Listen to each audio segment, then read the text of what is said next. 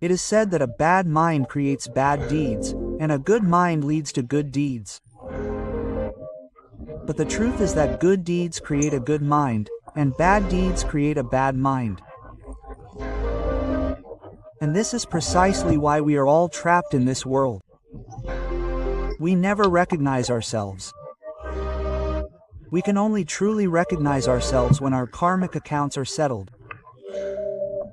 But how will the account of our karmas be settled, and what must be done to achieve that? A guru was giving a sermon in a village.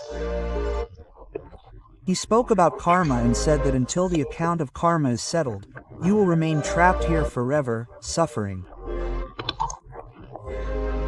The guru concluded his sermon. Everyone there listened and began to leave, while one man remained seated. Later, the man came to the guru and said, "Gurudev, you say you should be free from the account of karma, but how can you be free from the account of karma?" The guru asked, "How much debt can you take and can you repay it?" The man said, "Gurudev, I have the ability to borrow 10 gold coins and repay them." The guru said, "If you want to know how the account of karma is settled, borrow 50 gold coins for 6 months. The man said, "Okay, Gurudev, I'll do that." The man borrowed 50 gold coins from a wealthy businessman in town and kept them with him. The agreed period of 6 months passed. After 6 months, the businessman returned and asked for the 50 gold coins and the interest. The man returned the 50 gold coins. The businessman said, "That's fine, that's just interest, where's my principal?" Quote. The man said, "Sir, I haven't used the 50 gold coins you gave me. I've kept them just as you gave them. That's all I have nothing else. I can give you only 10 more gold coins." Quote. The man also gave the 10 gold coins to the businessman. "Look," the businessman said, "I don't care whether you use my money or not. You still owe me 40 gold coins. I want my entire money back. I'm giving you 6 more months. But remember, after 6 months, these 40 coins will become 80, and I want that back in full." With that, the man left. The man approached the guru and explained the entire matter. The guru asked, "How much debt do you still owe?" The man replied, "Gurudev, I still owe 40 gold coins." The guru replied, "How can the karmic accounts be settled? If you want to understand this, you should come to me when all your debt is paid. Now go and pay your debt." 6 months passed, and the businessman returned. He told the man, "You still haven't paid me back. Now you owe me 80 gold coins." The man said, "I've already paid back the 50 coins I borrowed from you, and I've given you whatever I had. Now I have nothing left. I can't pay." The businessman became furious. He began abusing and mistreating the man, warning him, "I'm very kind, so I'm giving you another 6 months. Pay off all my debt in the next 6 months. I'll be back in 6 months." The man ran to the guru and said, "Gurudev, I only wanted to learn how to settle my karmic accounts, but you've trapped me in a debt trap." The guru asked, "Tell me how much debt you have now." The man replied, "In the next 6 months, my debt will reach 160 gold coins. Where will I get them? Please show me a way." Gurudev gave the man 10 gold coins and said, "Help the most needy person you see who needs 10 gold coins and come back to me in 6 months." The man did just that. A man was in trouble. He had approached many people, but no one was helping him. The man helped the needy man by giving him 10 gold coins. 6 months passed, and the businessman returned. He abused the man and said, "Where is my debt? I want all my money back today. Otherwise, I'll take your son with me. He'll work as my servant until you pay it off." The man said, "Sir, don't do this. What have I done to you? I've even paid your money back. Yet, you come back every 6 months and abuse me. You harass me. I took the loan, not my children." The businessman slapped the man and shouted, "Only 10 days. I'm giving you one last 10 days. By the 10th day, either pay off my debt or your child will work as my servant until you pay it off." The man was deeply saddened. He came to the guru and said, "Gurudev, I was just asking you how to settle my karmic accounts, and what kind of a mess have you gotten me into?" The guru asked, "How much debt do you have now?" The man replied, "I owe you 180 gold coins." The guru gave him 150 gold coins and said, "These are 150 gold coins. You can pay off your debt with this." The man said, "But Gurudev, I owe 180 coins. Where will I get those 30 gold coins? And these 30 gold coins will only increase in the future. And I will remain trapped in this web of suffering." The guru said, "I don't know all that. I can only give you this much right now. Where will you get those 30 gold coins? You see." The man sought help from everyone he knew, but no one helped him. No one gave him the 30 gold coins because everyone knew he was already deeply in debt. Where will he get our money back? 10 days passed, and the businessman returned, abusing the man and demanding his debt. The man said to the businessman, "I have 150 gold coins right now. Keep these. I'll pay off the rest of your debt soon." The businessman took the 150 gold coins and said, "Your child will stay with me until you pay off the entire debt." He began to drag the child away forcefully. Just then, a man came and placed 30 gold coins in the businessman's hand, saying, "Take your money and leave." He told the man, "Now you don't need to worry. Your child will stay with you, and you're no longer in debt. Your child will stay with you, and you're no longer in debt. 6 months ago, you helped me with 10 gold coins during my difficult times. Today, I've paid off my debt." The man felt immense relief after repaying all his debt. A few days later, he returned to his guru and said, "Gurudev, so much has happened to me, and it's all because of this question: how is karma calculated? How can the account of karma be settled? And you haven't answered it yet." The guru replied, "I've been trying to answer you all this time." The man replied, "I didn't understand, Gurudev." The guru replied, "Karma is nothing but a debt. This debt continues to grow until it is repaid, and then our karma affects our children as well. If an official, a king, a powerful, or a strong person oppresses or does injustice to a weak person, or anyone else, then that official, king, or strong person becomes indebted to that weak person, that poor person, that suffering person. And until that debt is repaid, they will continue to suffer, just as you suffered when you took the loan. And if you don't repay your debt continues to grow, and even your children will have to suffer. Tell me, even after you've paid off the debt, does that businessman still come to you? Does he abuse you? Do you still fear him as much? Is there still any connection between you two?" The man replied, "No, I'm not afraid of him anymore, nor is there any connection between him and me, nor does he abuse me anymore. The Guru said, in the same way, when we settle the debt of our karma, we become free from this world and no longer fear it.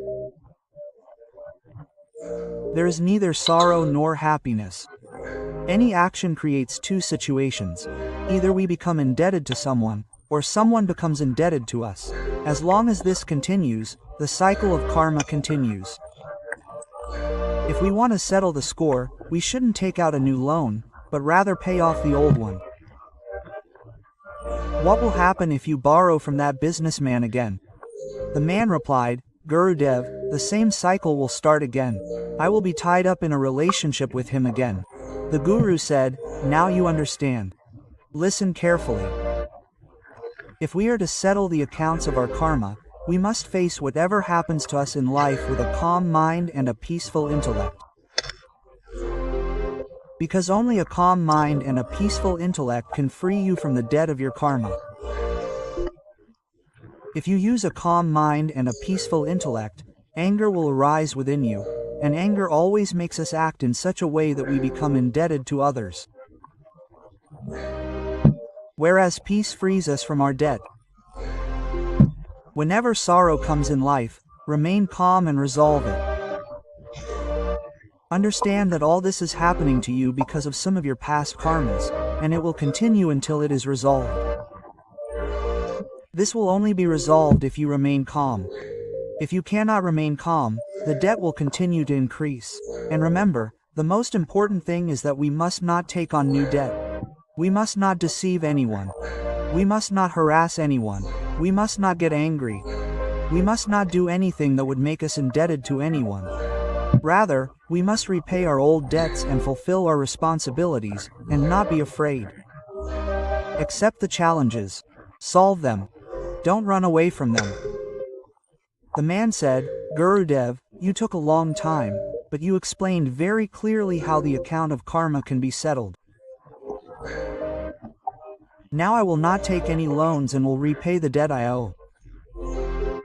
You may still not understand what I'm saying. But remember, when two people fight in anger, they are paying off each other's debts and incurring new ones. Therefore, their debts will never be repaid. They will never be free from the cycle of karma. They can only escape the cycle of karma when they calm their anger, stop fighting, and stop taking on new debts. But this happens. Do we stop? We never stop. Come, friends, let's begin another life-changing story. A young man had just become a disciple of a guru. He had many questions in his mind that he wanted to ask his guru. One day he came to him and said, Gurudev, I've seen people love each other very much at first. Then gradually they quarrel. They fight and say bad things to each other. Then relationships break down, and love turns to hatred. Why does this happen? Quote, the Guru said, to find out, you must come with me. The Guru took the disciple to a village. They knocked on the door of a house. A man came out from inside. The disciple bowed to the Guru and asked, Gurudev, how can I serve you? The Guru asked, is your dispute with your wife over? Are you happy now? Quote, the man said, Gurudev, I made a mistake by marrying that woman. She's not good at all. She doesn't care for me or my family. She always speaks arrogantly. She's always angry. She never listens to anything I say. She's not good at all. God has destined me for such a bad wife. Quote, now she has left me and gone home, and I want her to stay there and never come back into my life. The Guru said to his disciple, you see, this is human nature. Every human being has both good and bad within them. But they only remember the bad, not the good.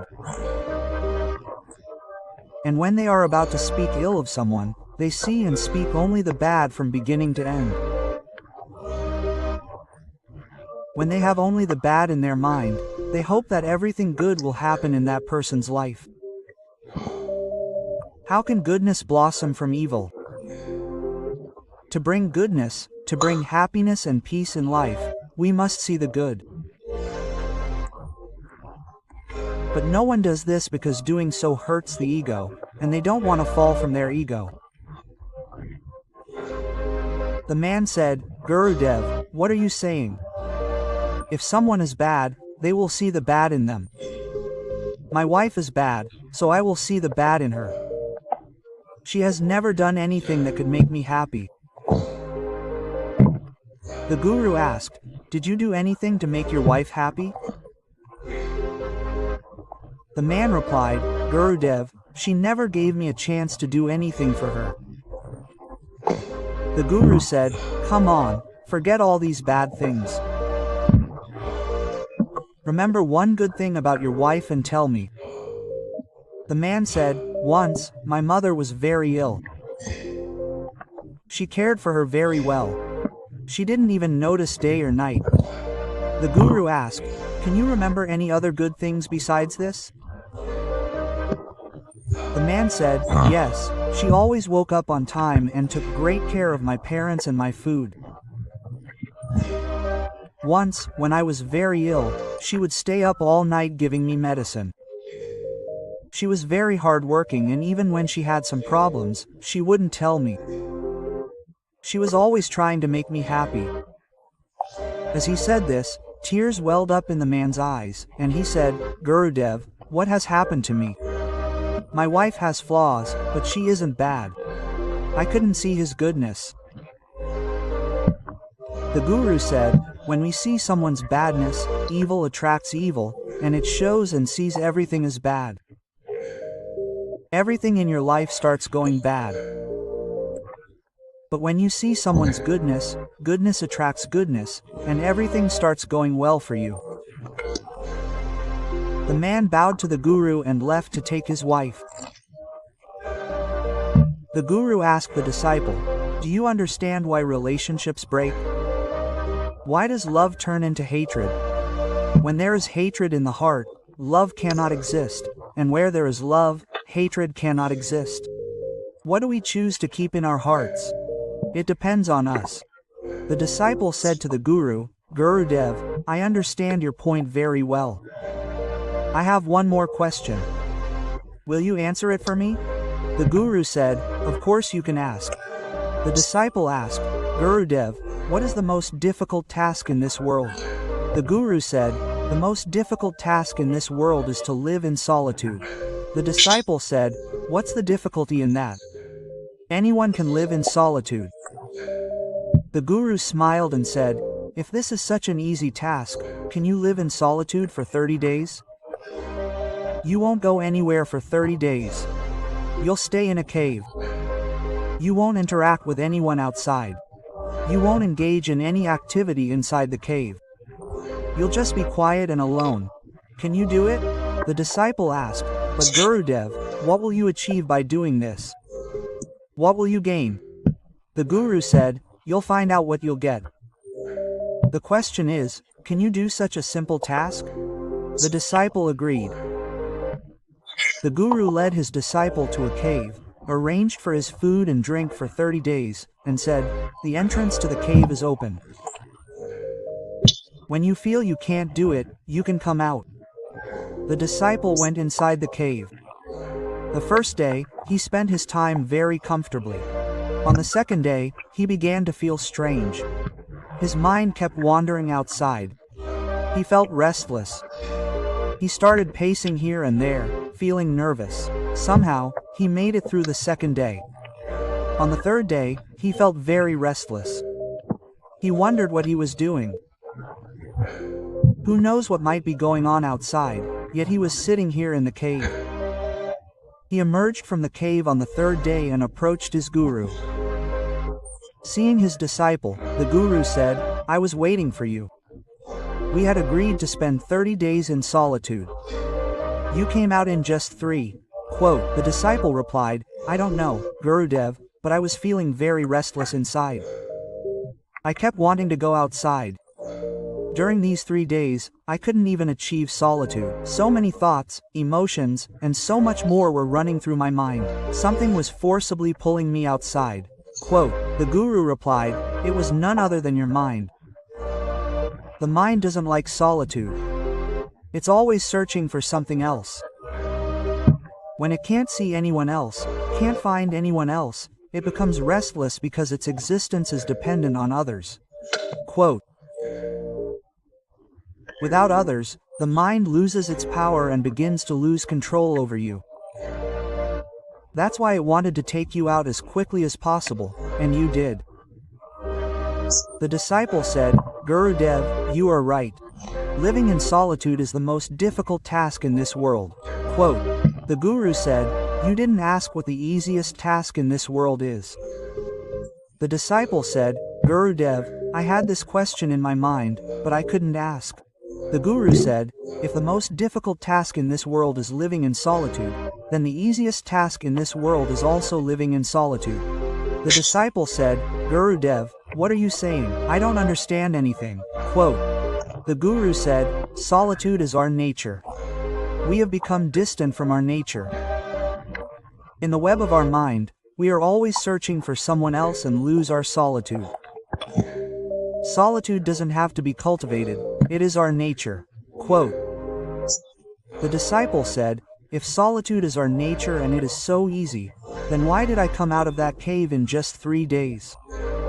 Why did I find it so difficult to live there? Why did I feel restless even there? Quote, the guru said, until solitude arises from within you, even if you are locked in a cave, you will not be alone. Even there, you will gather a crowd around you, and that crowd will be within your mind.